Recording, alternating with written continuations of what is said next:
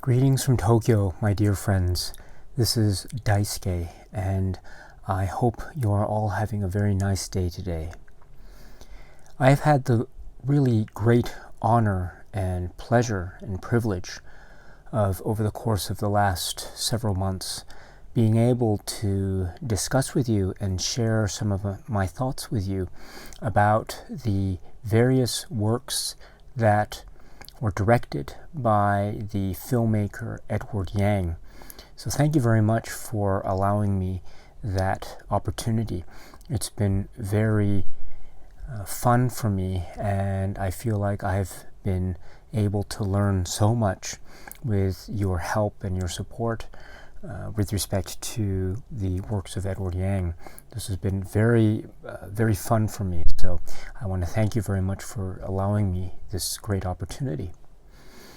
As a way of maybe finishing off this line of videos that I've been uploading here, I thought what might be interesting is, as a means of providing some, let's say, concluding remarks, if you will, on the works of Edward Yang, what I thought I might do is I'd like to present you with my feelings about the works of Edward Yang as directed by him. And the way I'd like to do so is I'd like to present to you my thoughts as to a kind of ranking, if you will, of the films that I think, my ranking of the films of Edward Yang, directed by Edward Yang. There are 7 feature films that were directed by Edward Yang. And so what I'd like to do, if I may, is I'd like to present to you the ranked order based on my own personal views of the films of Edward Yang. So this is my own personal ranking of how I feel about the films of Edward Yang, starting from 7 all the way to number 1, which will represent my favorite Edward Yang film, at least the way I feel about it at this point in time. So if you don't mind, please won't you join me in a discussion of the ranking of the films of Edward Yang.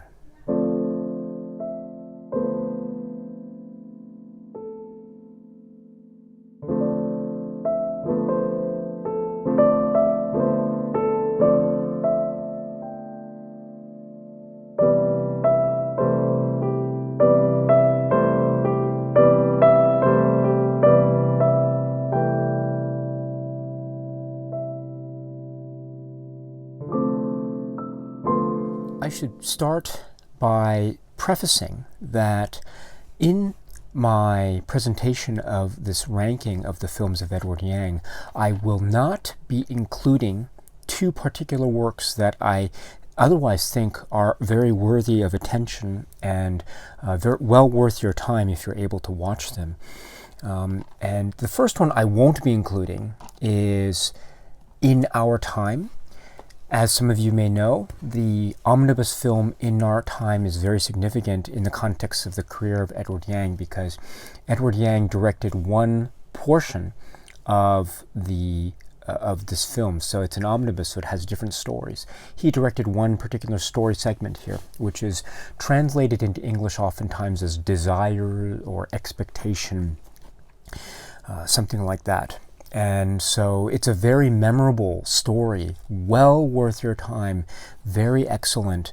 But I think in order to, for me anyway, to be able to kind of properly consider the length, I won't include it in my ranking if you don't mind, although I did discuss it in my series of videos, and I think it's a very well crafted work, and incredibly important. Not only is that segment important, I think this whole film as a whole is very important. And I think it's very hard, however, for me to extract the work desire or expectation from the entire work of In Our Time. I did my best with the video that I made way back a few months ago, but I still think it's still very difficult for me to prepare. And so for me, it would be easier for me to not include it in my ranking So if you don't mind, for the reasons that I've just expressed, I won't be including it in my ranking. But I still do believe that this work is very important, not only this segment, but also the film as a whole, especially if you are looking towards your own film discovery journey with respect to Taiwan cinema and the importance of Taiwanese cinema, especially in the early 1980s. If you're going to start anywhere, if you're going to explore any film, this is, of course, one of the films that you should definitely have on your list of films to watch. So, in our time. So that's one comment I'd like to use as a preface. The other work that I won't be including is actually a filmed stage play, which was included as a supplement on the Criterion release of A Brighter Summer Day. And the work that I'm talking about is the videotaped 1992 performance of Edward Yang's play Likely Consequence. And so I won't be talking about this film in the context of my ranking, which I will share with you in a moment. The reason why I chose to exclude it from the ranking list is because, on the one, it is a play, and it was written and directed by Yang, and it has a lot of themes that are, I think, very prevalent in other Edward Yang works. So it's very apropos in the context of Edward Yang's filmography. It is a work which is essentially about a couple, a young couple in I think it's a modern Taipei. I think it is, and although it's not quite clear, but it seems to be, and it's a very minimalist play in that there are no stage settings, there's no set background decor, there are no props that are used. It's just the two actors, the couple, and actually a third actor, which plays a very significant key part. But the main drama plays out between the two, the man and the woman, because of the actor and what his role is, and because of certain, let's say, traumatic events that occur at the very start of the story. That leads into an exploration of their relationship, both past and present. It's an exploration of their feelings towards each other, and whether or not their feelings are reciprocal in terms of their devotion or lack thereof, or the reasons behind getting into the relationship in the first place, their understandings or misunderstandings about things in the present, things in the past, etc. So it's an incredibly engaging work, very exciting. It's staged in a way where the audience is here and also on this side, with the play acting in the middle and the actors coming from either side of that. But it's a sort of a three-dimensional space. As I say, it's just a space, and there are no sets or walls or any kind of props that are on stage. It's just the actors, and they're miming certain movements, like the opening of a window is mimed, but the sound is added to give the illusion of being living in an apartment in the city or something like that. And so it's all it's a sort of a tour de force of theater and acting, and with that in mind, it is an incredibly engaging work. Likely Consequence. As I say, it appears as a supplement to A Brighter Summer Day, as released by the Criterion Collection. So, and it's not that long. It's less than an hour. I think it's about 45 minutes. So it's very digestible in that sense. Highly, highly recommended. But I haven't included it in the ranking that I'm about to present because I think that it's very difficult for me to sort of compare a videotaped live performance of a play.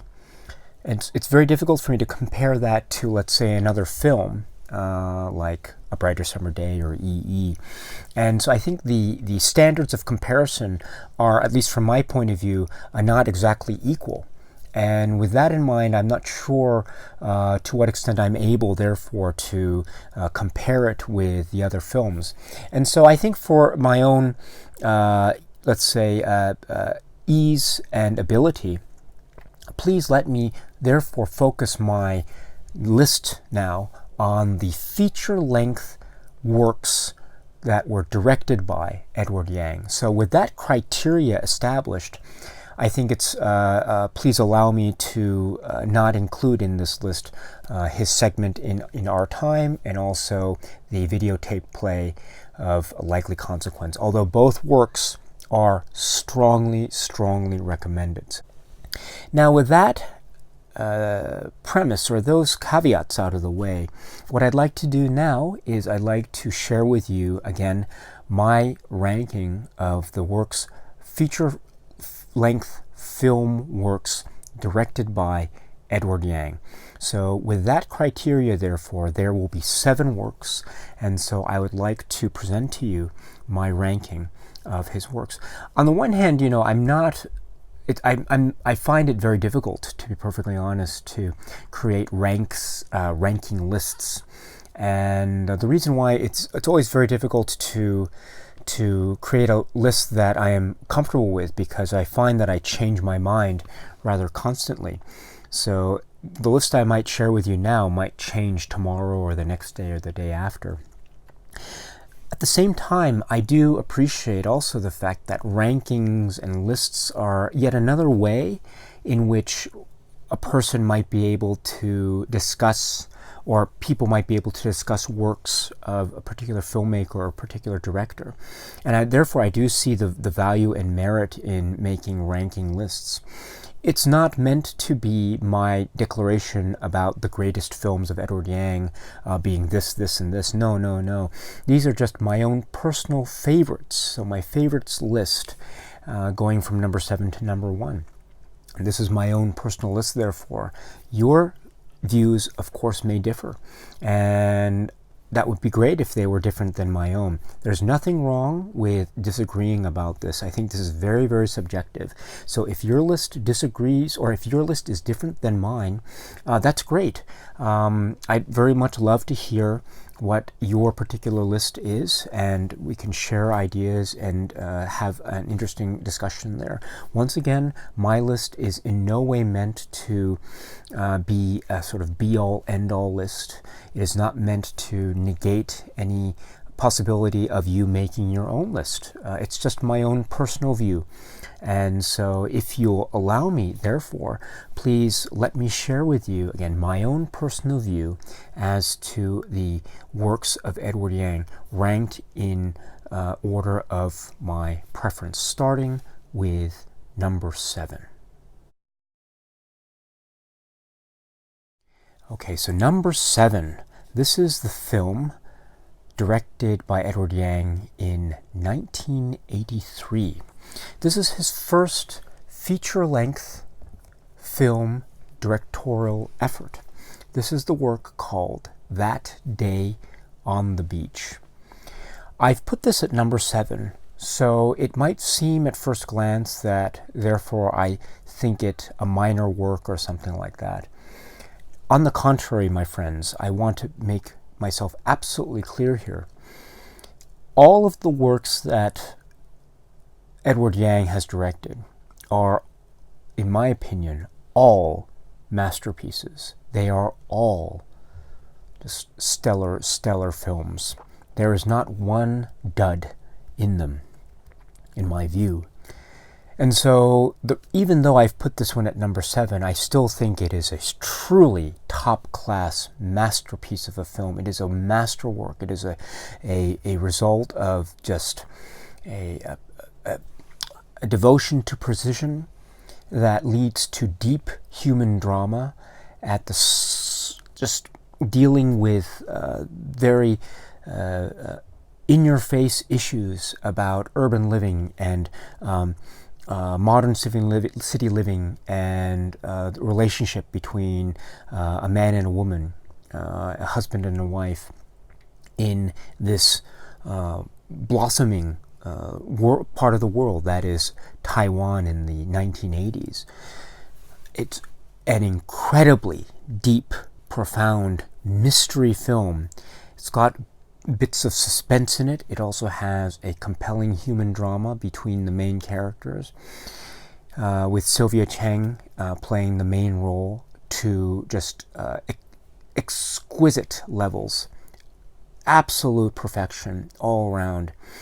It almost pains me to put it at number 7, but it's just that there are just 6 other films that I think just edge it out slightly. But again, That Day on the Beach is a heartfelt, heartwarming, heartbreaking film, and its end results, or its conclusions that it reaches, I think are very profound and also very complex. It's not an open and shut kind of situation. It's something that leads to much thought and also much speculation and potential discussion about what it all actually means, which is a wonderful, exciting aspect of Edward Yang's films, this notwithstanding. Therefore, That Day on the Beach, it's number 7, but my friends, my dear friends, this is such a great, great film. So if you haven't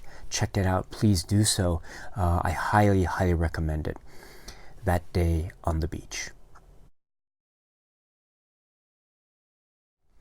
Number 6. This is from 1994. This is his film called A Confucian Confusion.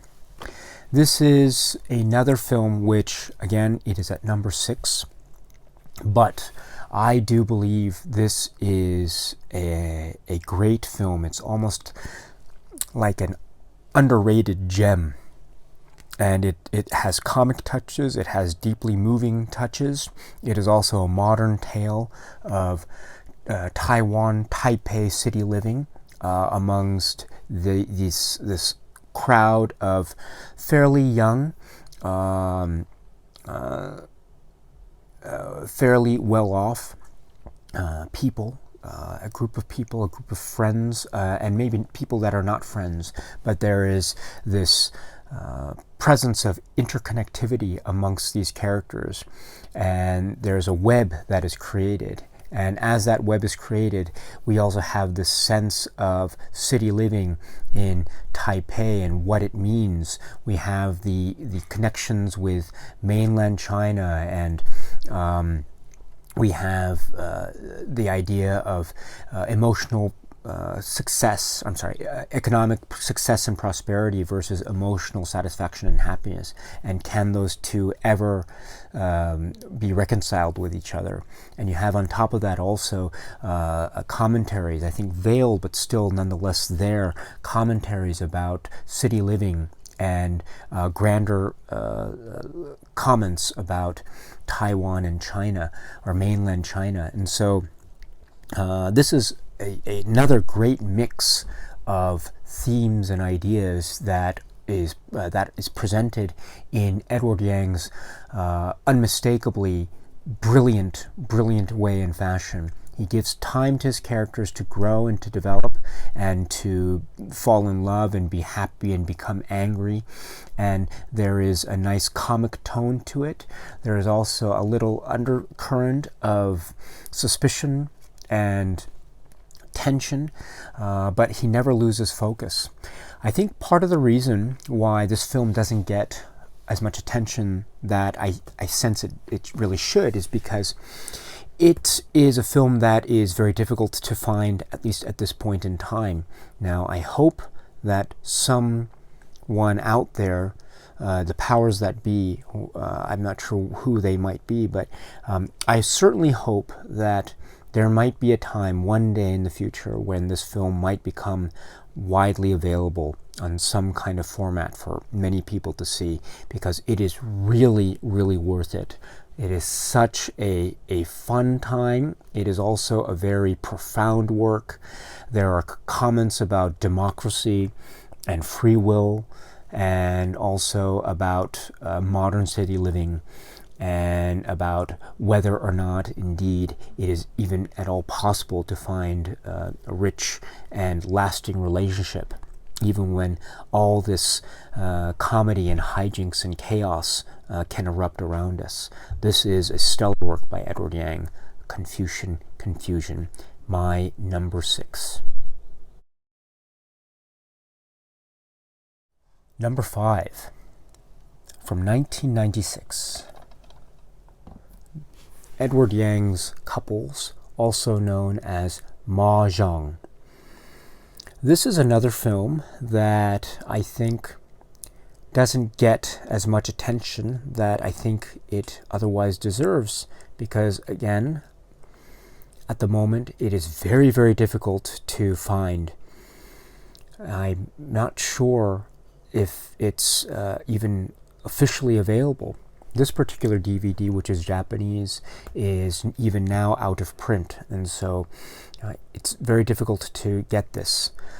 I hope that changes one day, my friends, because this film, like a Confusion before it, is so deserving of let's say, a new, maybe a second chance, if you will. It's so deserving of attention and a wider audience. Those of you who loved, let's say, Edward Yang's films like E or Brighter Summer Day will find so much to love about this film.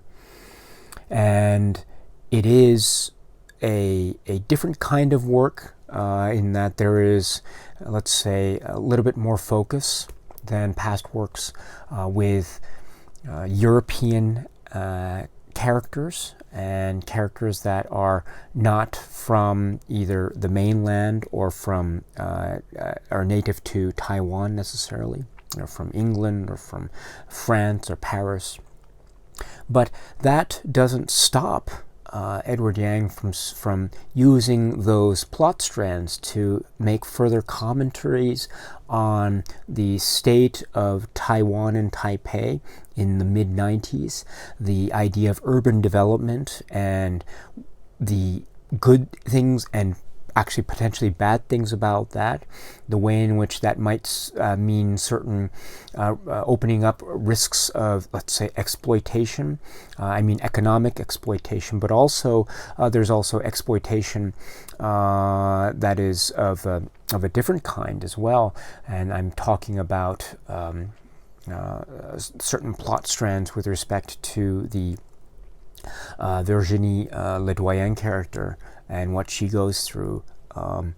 But all that aside, because I don't want to go into too much detail about the plot, let me step back and just say that this film does continue those discussions had by Edward Yang with respect to urban city living, the expansion of economic development, the idea of, is it ever even possible to find a full, fulfilling, rich, satisfying emotional connection in this ever-growing world and society? What are we to make of this in the context of Taiwan and its national character and where it finds itself in this particular point in time? It is a comic work, but it is also fundamentally a very dark work. And it does have characters in it that are, I think, very troubled and very memorable. There's one character arc in particular, which I mentioned in the video on this, that I think is one of the most remarkable character arcs in all of Edward Yang's works. It's the character arc of Redfish. And so I think that alone is indicative of how powerful this film really is. This is a very powerful work. It is a work, therefore, that I think deserves as much attention as it can get. At the moment, it is not getting as much attention that I'd like it to see, again, because it is out of print and now very, very difficult to obtain. Once again, I hope this changes. Whoever out there has the ability to see this become more widely available, I hope that becomes the case sometime in the future. It would be wonderful to see this released in whatever form might be available. In any event, my friends, this is my number 5, Mahjong. Number 4. This is from 1985. Taipei Story. This is the version that is found on the Criterion Collection, Martin Scorsese's World Cinema Project number 2. This is one of the films, that's included in this set. So at the moment, at least in physical media form, this film is not available in an individual release through the Criterion Collection. But let me just say that the entire box set is really worth it. All the films here are great, but in the context of a discussion of Edward Yang's films, this is Taipei Story, of course. This film is very, very complicated and very dense, and it's packed, I think, in particular, it's with a lot of things, but in particular, it is packed not only with this concept of the malaise of city living and the sudden rush of urban development, but it paints as a backdrop, as a counterpoint to that theme, this notion of the native Taiwan experience and population. This is something that I do not have a direct experience with, but it's something that I can appreciate having great importance and significance, not only in the scope and breadth of Edward Yang's works, not only in the scope and breadth of New Taiwan cinema, such as the films of Ho Xiaoshan and others, but also in the context of Taiwan history as a whole and in general, especially from the 1950s onwards, when you had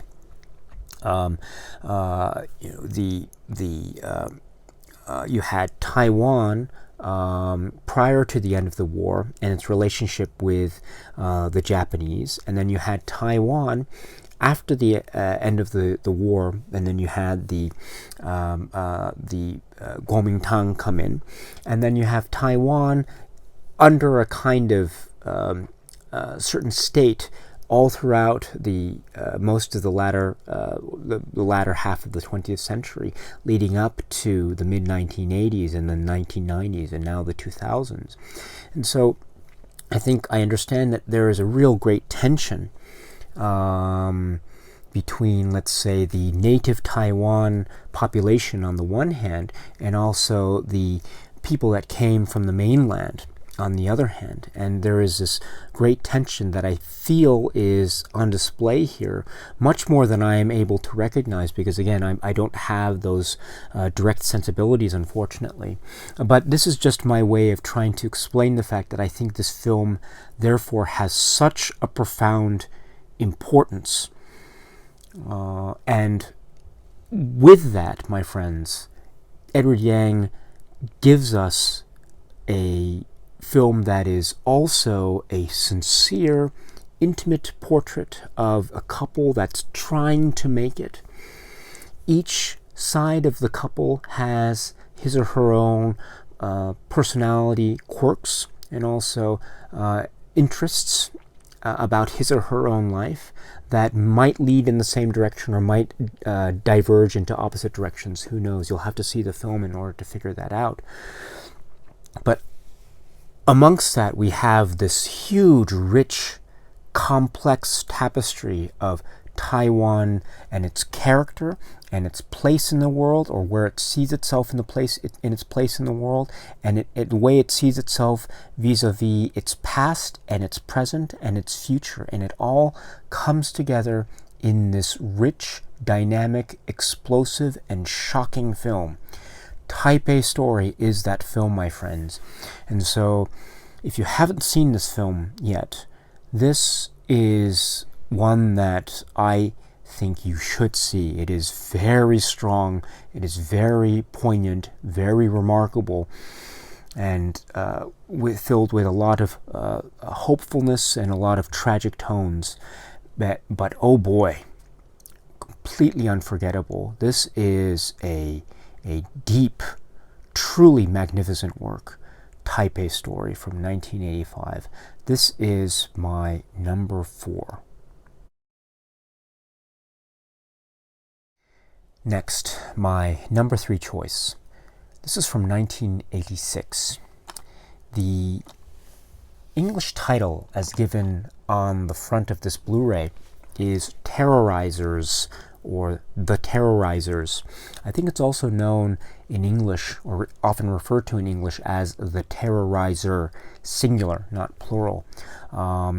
in any event, my friends, I will refer to it as terrorizers here. This film is one of the most shocking films I have ever seen. It is a film that I cannot claim to appreciate all the nuances of, because again, I am not an expert in Taiwan cinema. I am not an expert in Taiwan history. I don't have any claim to knowing anything about the Taiwanese experience, right? Whatever that means.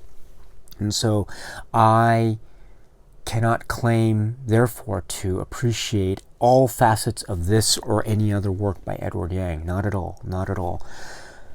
Still, with that kind of inability on my part, I still find this film to be shocking and explosive and grand in scope and ambitious and speaking to some kind of really explosive tension and malaise and unease that is so in the air with this world that is painted. Again, a modern day story set in Taipei. Coincidences can be both pleasant and also quite deadly in this world. They can lead to really dramatic consequences. I'm reminded of the idea, if a butterfly flaps its wings, right, what are its effects? So I'm paraphrasing that. Well, here we are dealing with not only the positive possibilities of that, we are dealing with truly dark, negative implications here. That being said, my friends, the presentation by Edward Yang of this complex web of, I would say, betrayal and treachery and coincidence and kind of unlikely bedfellows and the downfall, if you will, of things based on events and forces that are beyond our control, or they might feel to be. This is a kind of film that speaks on many levels, both on the intimate and on the grand, both on the micro and on the macro. And it never feels, however, disjointed. It always feels uniquely organic and together. It is at once intimate and also explosive at the same time. It is both nuanced and mysterious. This is the sort of cinema that is elliptical, and also it's a sort of cinema that is very raw and emotional. The overly complex nature of this film is one of the reasons why I think it is so endlessly fascinating for me. I never grow tired of this film. I'm always heartbroken by it. I am always shocked by it. I am always disturbed by it. And I'm always in awe of this truly, truly magnificent work of art. The Terrorizers. This is my number 3 favorite film, directed by Edward Yang. My number 2 favorite film by Edward Yang.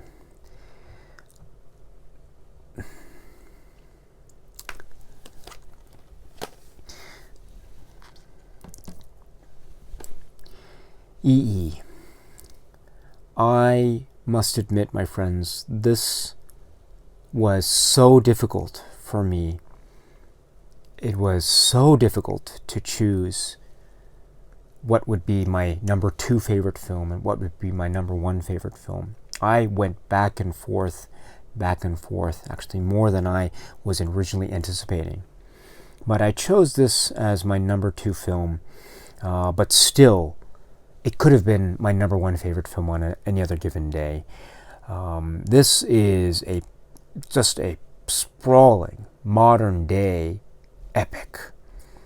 It's epic in scale and never loses focus of its emotional intimacy and intensity. It is grand. It spans more than one country, and yet still it remains painfully authentic. It feels so real and respectful of character and the human condition. There are so many deep connections that are made between human characters here that I am always in awe by its ever-present optimism, despite the fact it does portray some pretty dark moments that are unfortunately quite understandable in the grand scheme of a universal understanding of human nature. Be that as it may, this film does stand as a really great testament, if you will, of Edward Yang's outlook on the human condition. And that's at least my take on it. I should mention that I find some of the characters here also to be truly some of the greatest characters that I have ever had the pleasure of coming across in cinema ever. And I don't mean just Edward Yang cinema, I just mean cinema ever. And they linger in the mind and the heart for long after the film is over. And there is a true definition here of an intertwining between the human spirit and city living. There are some moments of sheer magic and beautiful authenticity, and at the same time a visual poetry that I think is almost unparalleled. It's the perfect encapsulation, I think, of this notion of the intertwining between the human spirit on the one hand and the city, the living, breathing city on the other hand. And that intertwining can be positive, it can be negative, it can be concurrent, or it can be complementary, or it can be discordant. All things are on the table when it comes to Edward Yang's cinema and his presentation of city life. Everything is on the table because human nature and the human condition is that complex, and Edward Yang appreciates that. That is just, again, one, I think, very, very general comment about the greatness of this film. If you have not seen this film, yeah, it's waiting for you, my friends. Yi. This is one of the most remarkable films ever made. And so my favorite film, or my number 2 favorite film by Edward Yang from 2000, this is his masterwork, Yi. My number 1 favorite film by Edward Yang. Again, I struggled with this choice, my friends. Believe me, I struggled. But 1991, A Brighter Summer Day. I don't know what to say. I don't know what else to say about this film, except that it's a film that has everything. It is a film that is about youth, about loss. It is about Taiwan. It is about Taiwan and where it finds itself in this particular point in history, and what its identity is, and what it means to be living in Taiwan, whether the character is from the mainland who came here, whether the character is a native, is part of the native Taiwanese population that was here prior to the 1950s, whether the character was born and raised in Taiwan, and not necessarily knowing the experience of the mainland.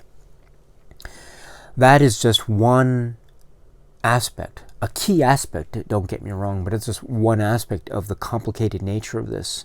The character of the Taiwanese is on display here.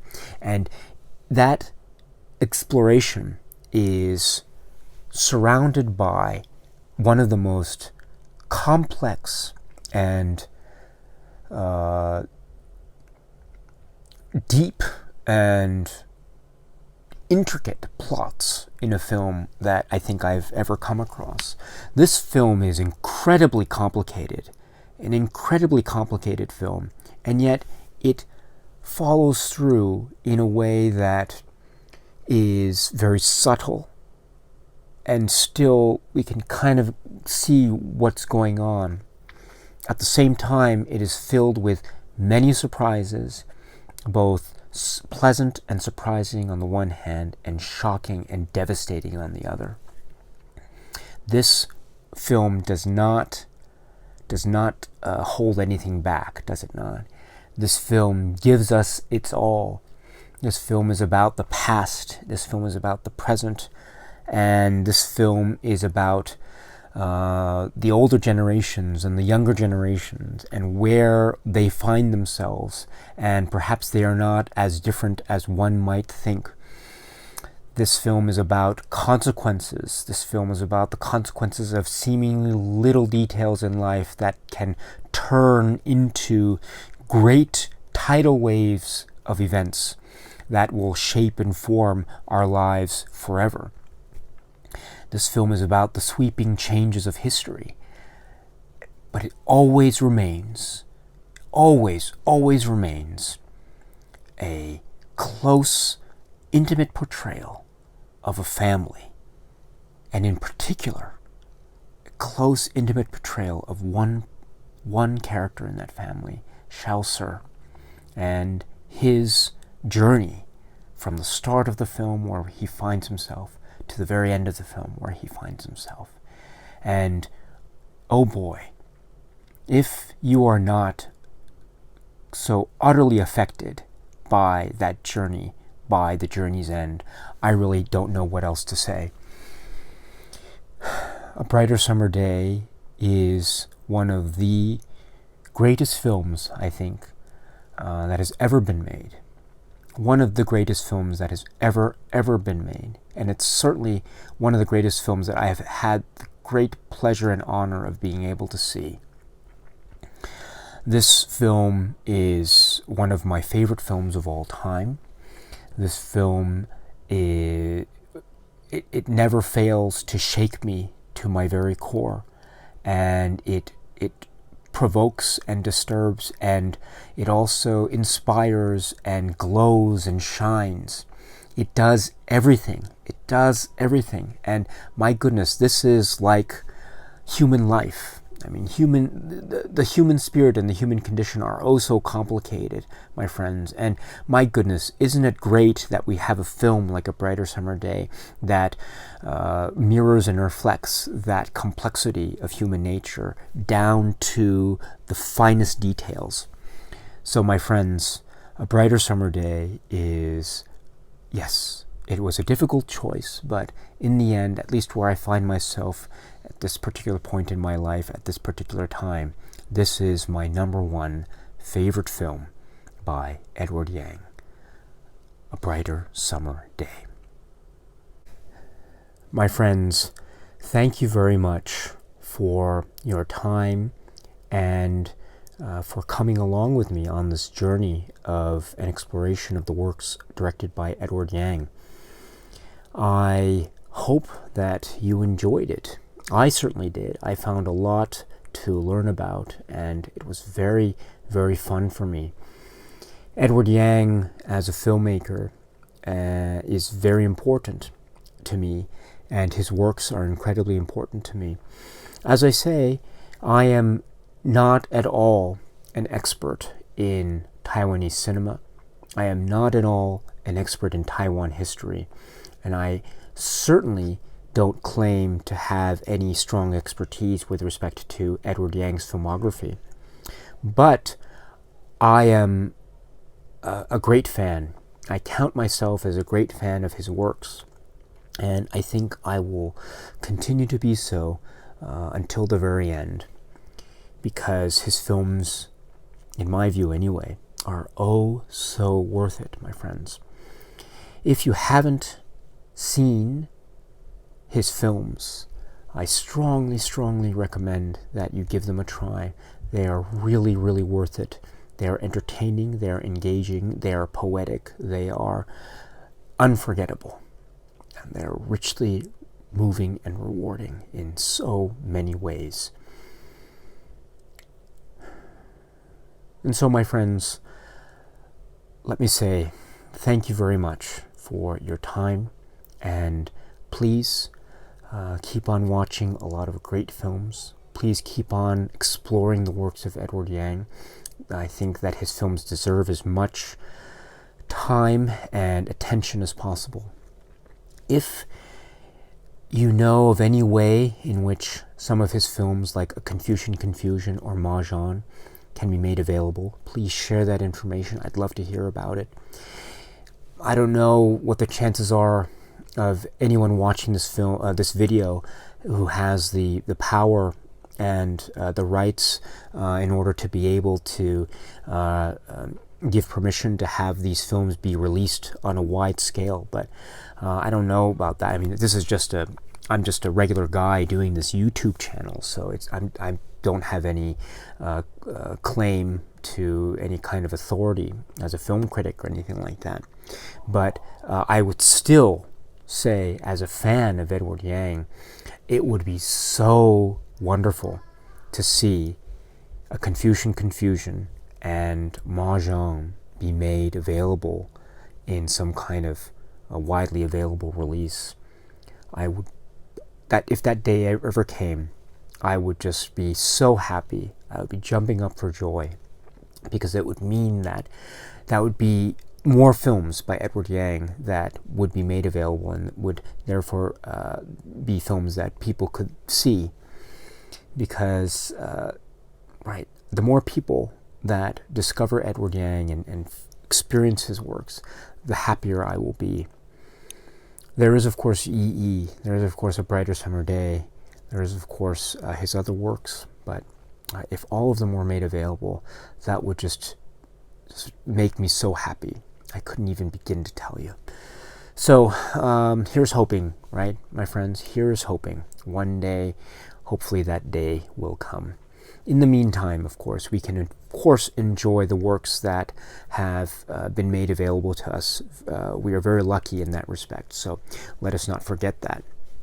So with that in mind, my friends, and those opportunities before us, let us enjoy his works while we can. And with that established, of course, if you want to talk about his works with me, please feel free to leave your thoughts in the comment section below. As always, I would love to hear what it is you have to say about this incredible filmmaker, Edward Yang.